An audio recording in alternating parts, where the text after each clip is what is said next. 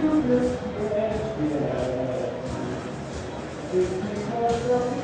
up? My name's Mike. I'm from Numark. I'm here with Producer's Edge, and I'd like to talk to you a little bit about the NS7 controller from Numark. NS7 is a controller that controls Serato's itch software. It ships with itch software, and it's everything you need right here in a single unit to DJ with. Single USB cable out of the back goes right into your laptop. Software's installed, you're good to go. Sound card's built into it, and you've got XLR outputs on the back, RCA mains, and booth RCAs as well. You have 2 decks, motorized controllers, high torque, and there's also a switch on the front to lower the torque if you like a little bit less torque. Yeah, I'll start going through the turntables. So we have our transport here. You can start and stop tracks, cue. We have a touch strip up here, which is the equivalent to picking up a needle and dropping around the track. So if you look up here where the software is on the right deck, there's a white marker that I'm moving around. And if I want to get to, say, the end of the track, this little breakdown, I'm there. So it's just like picking up a needle and dropping it around. Other features on the decks, very familiar to anybody that's been using CD players.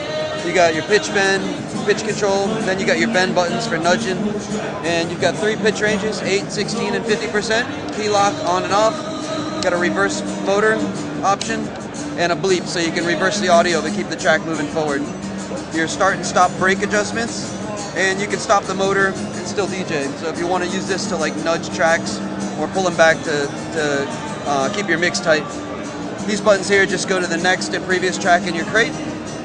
And on the mixer section, we have everything that you'd expect from a mixer. You have, your line faders, crossfader, EQs, gain, master, booth, headphone crossfader, and up top, these are the buttons and encoder knob that will allow you to select tracks, load them, and browse your crates and your entire computer. So back up on the screen, I can go back into my crates, and I can scroll around here, and then I can go into the crate, and I can select the track right from the controller, so I never have to touch the laptop.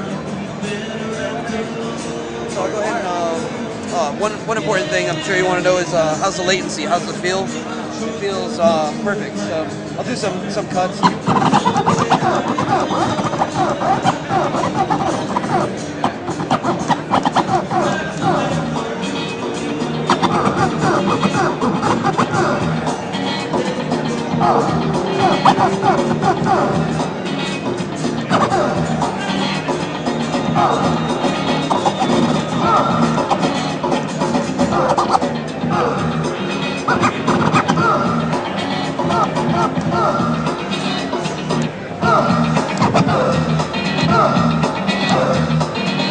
So if you're a turntablist, you're going to really love this. There's no latency. You can really tear it up. Really tight, intricate scratching. And yeah, back on the mixer again. I forgot to mention that there's fader start on the crossfader. There's a crossfader slope, and we put a high-end crossfader in here from our DXM Pro mixer, and of course a reverse switch. So if you like to cut it up backwards. And here is our cue section on the turntables. This track I already have 5 cues already set up. So you can play your cues like drum beats if you wanted to. If you want to delete a cue, just hit delete. They turn red, and you can get rid of one. The light goes out. That means there's no more cue there. So go ahead and set it again. It turns white, and now the cue's right there again.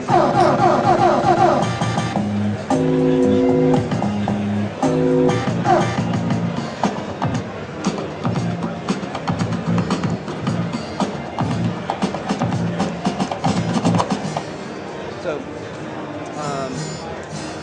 very important too, I forgot to mention, on the front there's an auxiliary input with a 1/4-inch jack for a microphone and RCA jacks for turntable or CD player.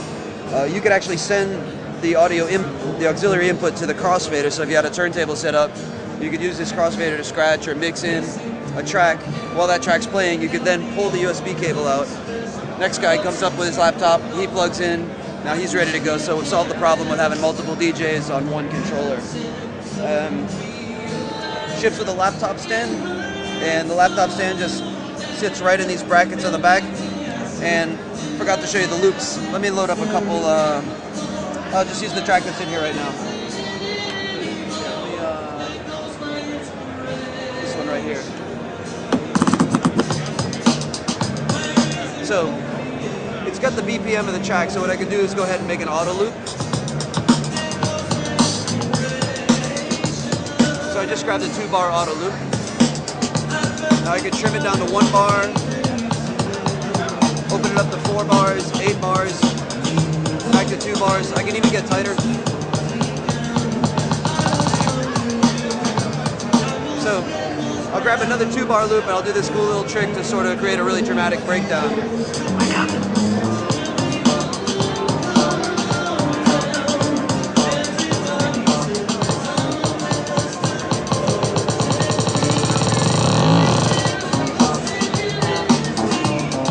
So you have a manual loop option that allows you to grab a loop and have the freedom of setting the in and out point wherever you want it. Then you can go in and you can trim the in and out point too. So if I set a manual loop right there and then hit loop out, now it's going to allow me to sort of trim the out point. Then I can hit in, now I can trim the in point and do creative little build-ups and breakdowns like that, or create a perfect loop if you messed up with your manual loop. Itch's software also remembers the cue points, remembers the loops that you've set. There's a tap tempo, so if your track doesn't have a BPM, you can tap it in, save it to the track. What's the difference between the itch and the regular Serato? There's not much difference actually, it's just that itch shifts with the controller, and you can't use the controller without itch, you can't use itch without the controller. So it's essential to have this. It's essential for itch to have this, so it unlocks all the features within itch. Not much difference. Not much difference. The browser structure, the file structure is almost the same. You can even build all your crates in Serato Scratch Live and open them up in itch. If you use iTunes, your playlists will also open up in itch too. Retail.